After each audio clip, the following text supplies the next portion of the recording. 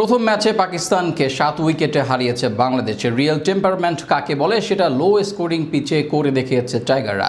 প্রথম ম্যাচে ব্যাটে বলে দুর্দান্ত নৈপুণ্য দেখিয়ে জয় পাওয়ার পর দ্বিতীয় ম্যাচেই বাংলাদেশের লক্ষ্য থাকবে সিরিজটি নিজেদের করে নেওয়ার। সেই লক্ষ্যে আরও একবার নিজেদের সেরা একাদশ নিয়ে মাঠে নামতে হচ্ছে বাংলাদেশকে। তবে কেমন হবে দল সেটাই জানবো প্রতিবেদনের বাকি অংশে।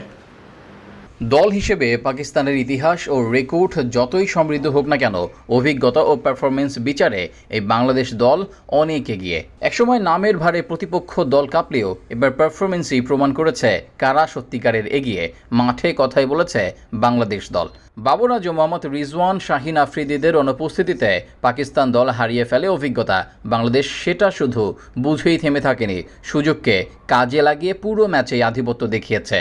শুরু থেকে শেষ পর্যন্ত আত্মবিশ্বাস, নিয়ন্ত্রিত পারফরমেন্স আর কৌশলগত বিচক্ষণতায় বাংলাদেশ বুঝিয়ে দিয়েছে তারা এখন আর কাগজে কলমে নয়, পারফরমেন্সেও দারুণ। আর সে কারণেই তো প্রথম ম্যাচে 7 উইকেটের দারুণ এক জয়। এদিকে প্রথম ম্যাচে তো জয় এসেছে, কিন্তু এখন কি আর বসে থাকার সময়? কালই তো 22 তারিখ, যেখানে দ্বিতীয় ম্যাচে মাঠে নামবে দুদল।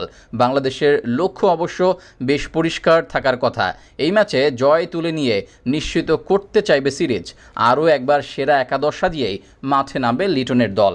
তবে কেমন হবে বাংলাদেশের সেরা একাদশ, চলুন দেখে নেওয়া যাক। ওপেনার হিসেবে একাদশে থাকবেন পারভেজ হোসেন ইমন এবং তানজিদ তামিম। দুজনের মাঝে একটা ইতিবাচক দিক আছে, সেটা হচ্ছে একজন খারাপ করলেও অন্যজন ভালো করবেই।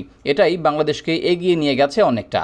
এদিকে ক্যাপ্টেন লিটন তো সেলফলেস, আগে ওপেনার থাকলেও এখন দলের প্রয়োজনে 3 নম্বরেই ব্যাট করেন তিনি। লঙ্কানদের বিপক্ষে ঐতিহাসিক সিরিজ জয়ে তিনি ছিলেন সিরিজ সেরা খেলোয়াড়। তবে পাকিস্তানের সাথে প্রথম ম্যাচে পারেনি সুবিধা করতে, দ্বিতীয় ম্যাচে রানে ফিরবেন তিনি, সেই আশা থাকবে দলের। এদিকে 4 নম্বর পজিশনে খেলবেন তাওহিদ হৃদয়। সাম্প্রতিক ছন্দে ফিরেছেন তিনিও, যা দলের জন্য স্বস্তির। গুরুত্বপূর্ণ সময়ে রান আসছে তার ব্যাট থেকে, যদিও ধীর গতিতে, তবে দলের প্রয়োজনে এটা এখন পারফেক্ট। এদিকে ব্যাটিং অর্ডারে আরও থাকবেন শামীম হোসেন পাটোয়ারি ও জাকের আলী অনেক। শেখ মাহাদি খেলবেন বোলিং অলরাউন্ডার হিসেবে। প্রথম ম্যাচে বল হাতে সময়টা ভালো যায়নি মাহিদির। এবার চোখ দেয়া যাক বোলারদের দিকে। পাকিস্তান সিরিজটি গুরুত্বপূর্ণ, তাই সেরা দল নিয়েই নামতে হবে মাঠে। 3 জন ফাস্ট বোলার ও আরও একজন থাকবেন স্পিনার। সেই হিসাবে রিশাদের দলে থাকা নিশ্চিত। কিপ্টে বোলিং আর ব্যাট হাতে রান তোলার ক্ষমতা তাকে অপরিহার্য করে তুলেছে দলে। এবার দেখা যাক বোলারদের দিকেই। 3 জন ফাস্ট বোলারদের মাঝে একজন হবেন মুস্তাফিজুর রহমান। কেন তিনি দেশের সেরা ফাস্ট বোলার? প্রথম ম্যাচে সবাইকে আরও একবার মনে করিয়ে দেন তিনি। বাকি 2 জন হবেন তাসকিন আহমেদ ও তানজিম সাকিব। একমাত্র লেগ স্পিনার হিসাবে দলে থাকবেন রিশাদ।